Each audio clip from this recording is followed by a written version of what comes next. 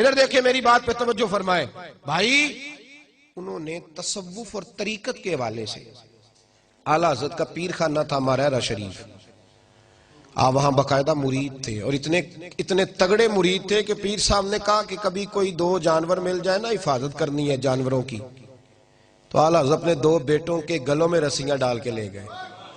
اتنے تگڑے مرید تھے، عقیدت اتنی تگڑی تھی، ساری زندگی پیر صاحب کے گھر کی طرف پیر نہیں کیے، لیکن شریعت کا جو دامن تھا اس کا بھی کمال بڑا انوکھا تھا۔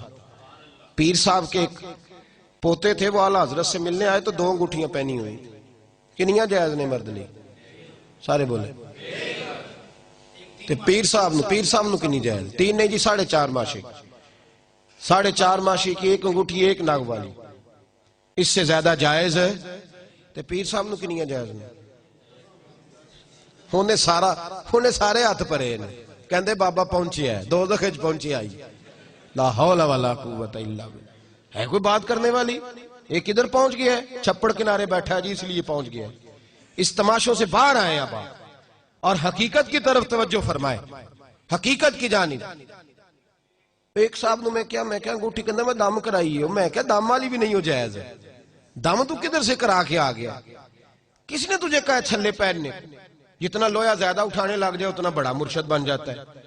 بالکل بچے اس چیز سے 100%، اور آپ کہیں کچھ بھی فرق نہیں ہوتا، آپ کہیں میں کہہ دیتا ہوں میرے سے کوئی ہاتھ ملائے 2 انگوٹھ میں کہتا ہوں 1 ڈال یار، کیوں یہ تم نے کام کیا ہوا؟ تو پیر صاحب آئے، پیر زادے کون؟ پیر صاحب کے پوتے اعلیٰ حضرت کے پاس، تو 2 انگوٹھیاں پہنی ہوئی تھی۔ فرمانے لگے حضور اگر مہربانی کریں تو ایک مجھے نہیں دے دیتے تحفے میں؟ نے کہا جناب لے لے، سمجھانے کا طریقہ دے لیں۔ انہوں نے دے دی تو فاضل بریلوی رحمت اللہ تعالیٰ علیہ نے اگلے دن ان کا جو پوسٹل ایڈریس تھا نا، اس پر انگوٹھی پوسٹ کر دی، اور فرمانے لگے آپ نے تحفہ دیا، فقیر نے قبول کر لیا، لیکن میرا حق تحفے لینے کا تو نہیں، آپ کو دینے کا ہے۔ صرف گزارش یہ تھی کہ آپ پیر ہیں، آپ مرشد ہیں، آپ کو لوگ فالو کرتے ہیں، آپ 2 انگوٹھیاں پہنیں گے تو لوگ 6 شروع کر دیں گے، تو مہربانی کریں، آپ کو زیبا نہیں۔ تو وہ بھی بڑے باپ کے بیٹے تھے تو بڑی بات ہی کر گئے، بڑے باپ دادا کے بیٹے تھے تو بڑی بات ہی کر گئے۔ انہوں نے کہا مولانا جب تک آپ جیسے مرید رہیں گے انشاءاللہ پیر بھی سیدھے رہیں گے، سیدھے رہیں گے۔ خط لکھا تو فاضل بریلوی رحمت اللہ علیہ نے بڑے کھلے نظریات کے ساتھ، جس زمانے میں اقبال کہتے تھے نا کہ سارے جہاں سے اچھا ہندوستان ہمارا، اقبال مخالف تھے 2 قومی نظریے کے، اور ایک دور تھا جب اقبال کہا کرتے تھے سارے جہاں سے اچھا ہندوستان ہمارا۔ تو پھر ان کی بھی ملاقات رہنے لگی سید دیدار علی شاہ صاحب سے، وہ تھے خلیفہ اعلیٰ حضرت کے۔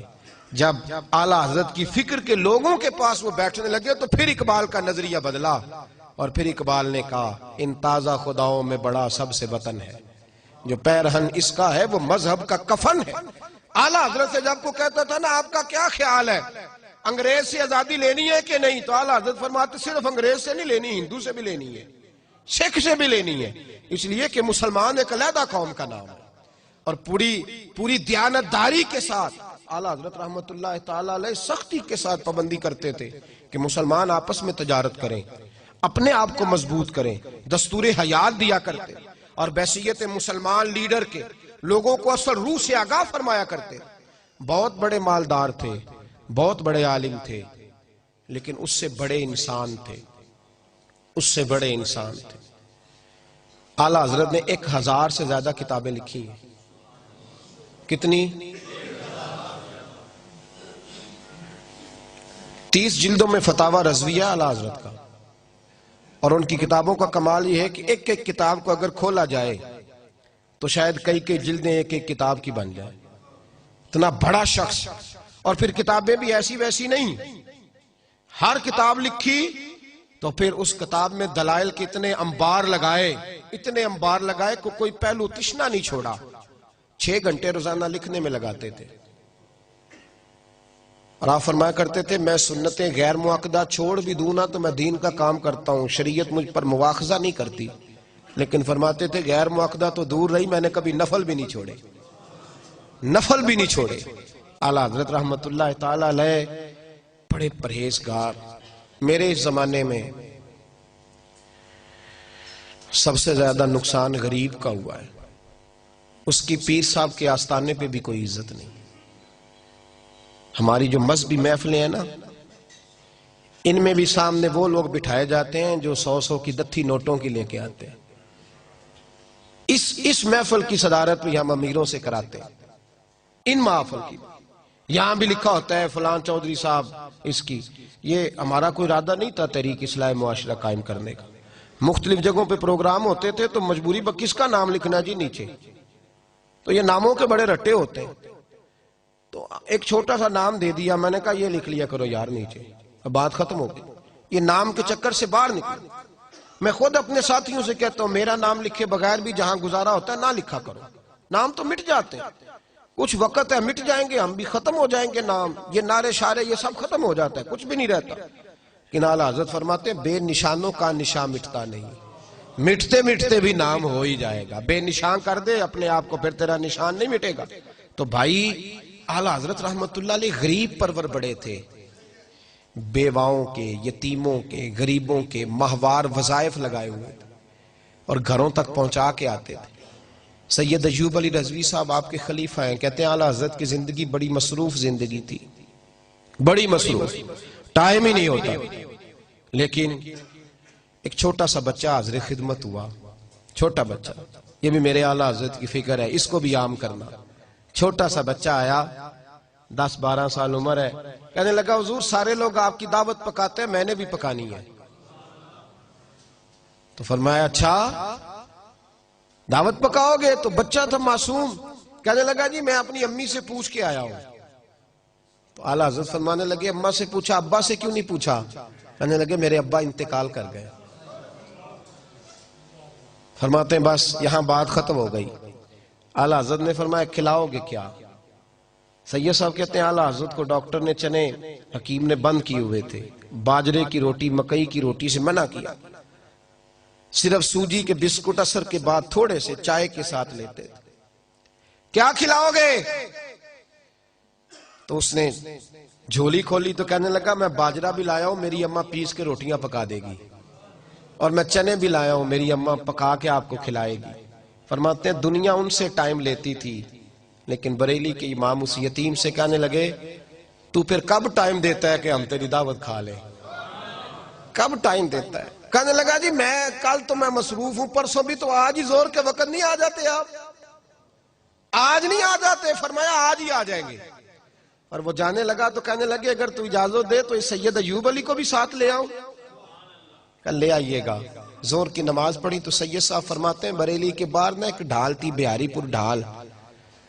ढाल हम वो जो नाला होता है ना पानी का, उसके ऊपर पुली बना लेते हैं तो वो ढाल बोलते हैं। बरेली में एक बिहारीपुर ढाल है, वहां क्रास होता है।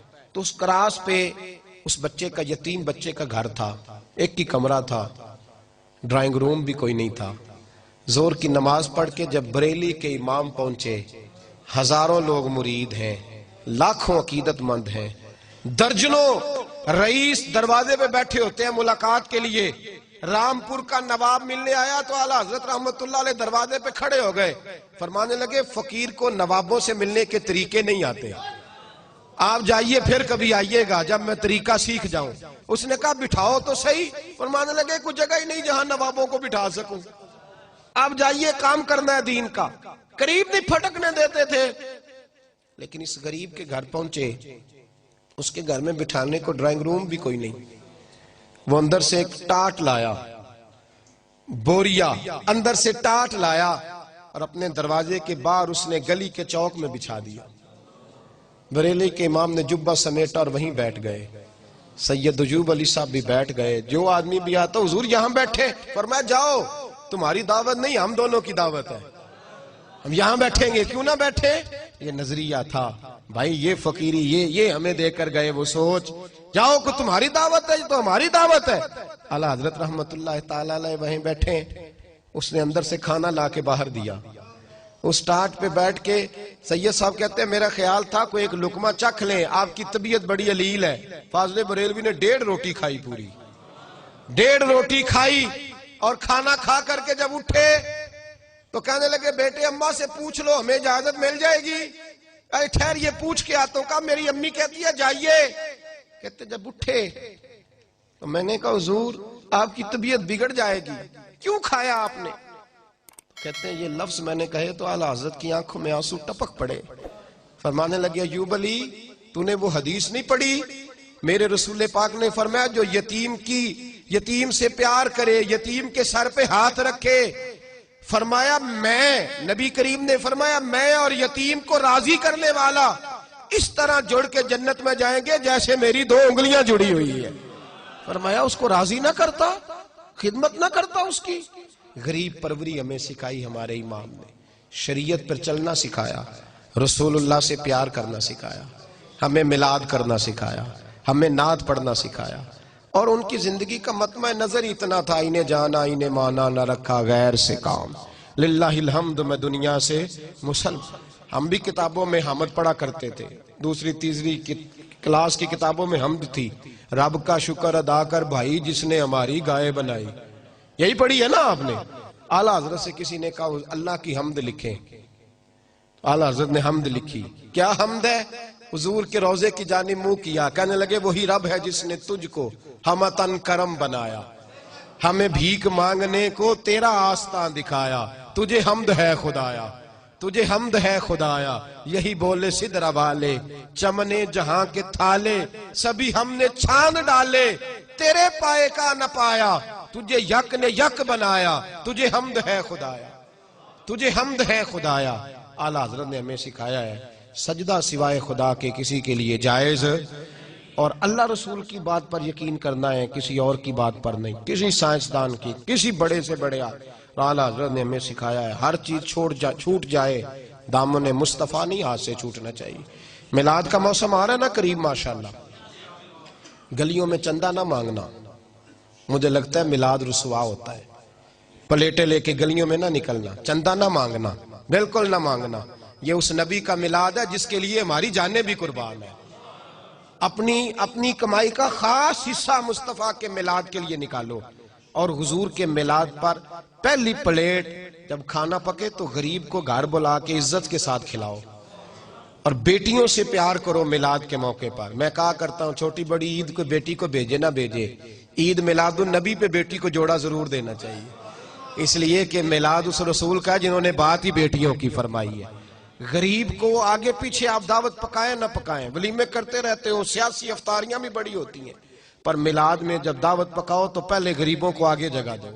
اور اس دفعہ جب محفل میلاد کرو تو جو محلے کا سب سے غریب ہو اس کی صدارت میں محفل کرو, تاکہ پتہ چلے کہ جب نبی کا میلاد آتا ہے تو غریبوں کو عزت ملا کرتی ہے. یہی اعلیٰ حضرت کا پیغام ہے, یہ پیغام حضرت احمد رضا بارگاہ نبی کے رہو با وفا. انہوں نے ہمیں سمجھایا ہے مسلمان تیرا نظریہ کمزور نہیں پڑنا چاہیے, تو تگڑے نظریات کے ساتھ اور بڑی سوچ کے ساتھ, یقین کامل کے ساتھ دنیا میں وقت گزار. کتنا عظیم اجتماع ہے اور کتنا بڑا الحمدللہ. یہ برکت ہے نا ان کی. مجھے پرسوں ترسوں ساتھی کہہ رہے تھے دھند بہت زیادہ ہے, میں نے کہا دعا کرو ہمارے اندر ریاکاری نہ آئے, باقی اللہ بڑی مدد فرمائے گا. یہ دعا کرو کوئی ذاتی مفاد نہ اڑے آ جائے, کہیں کوئی ارادہ نہ ہو نام و نمود کا. باقی اللہ انشاءاللہ کل 24 سفر ہے, گجرانوالہ جناح روڈ میں کراؤن پیلس بہت بڑا ہال ہے, اس میں بھی امام احمد رضا کانفرنس ہوگی. اسی طرح 10 بجے دعا ہوگی. جو آپ پہنچ سکے وہاں بھی ضرور تشریف لائیں. اور پھر پرسوں صبح 10 بجے سے لے کر ظہر تک انشاءاللہ گکھڑ میں ہمارے ادارے کے اندر فاضل بریلوی کی یاد میں اجتماع کا ہے. اور یہ سلسلہ چل رہا ہے, یہاں نہیں ہے, پوری دنیا میں ہو رہا ہے الحمدللہ. رات بھی میں ایک جگہ پہ تھا, پرسوں ترسوں بھی تھا. جو ان کا پیر میرے علی شاہ صاحب رحمت اللہ علیہ تشریف لے گئے پاک پتن, تو حق فرید یا فرید کے نعرے لگ رہے تھے. تو کسی نے کہا پیر صاحب یہ کیا ہو رہا ہے؟ فرمانے لگے قرآن سچا ہو رہا ہے. کیا مطلب؟ فرمایا تم نے پڑھا نہیں فَاذْكُرُونِي أَذْكُرْكُمْ, اللہ فرماتے ہیں تم میرا تذکرہ کرو میں تمہارے چرچے کرا دوں گا. فرمایا ساری زندگی رب رب کرتے رہے, اب فرید فرید ہونی چاہیے فرید فرید. فاضل بریلوی نے ساری زندگی اللہ رسول کا علم بلند کیا تو قیامت تک ان کا جھنڈا بلند رہے گا. سب ان سے جلنے والوں کے گل ہو گئے چراغ, احمد رضا کی شمع فیروزاں ہے آج بھی, ایک ایک آنے والے صاحب کا ہزار ہزار مرتبہ شکریہ۔ رب کریم آپ کا آنا، مل بیٹھنا قبول فرمائے، اور اللہ ہمیں باہوش فرمائے، اور ہمیں بزرگوں کے نقوش سیرت پر چلنے کی توفیق عطا فرمائے۔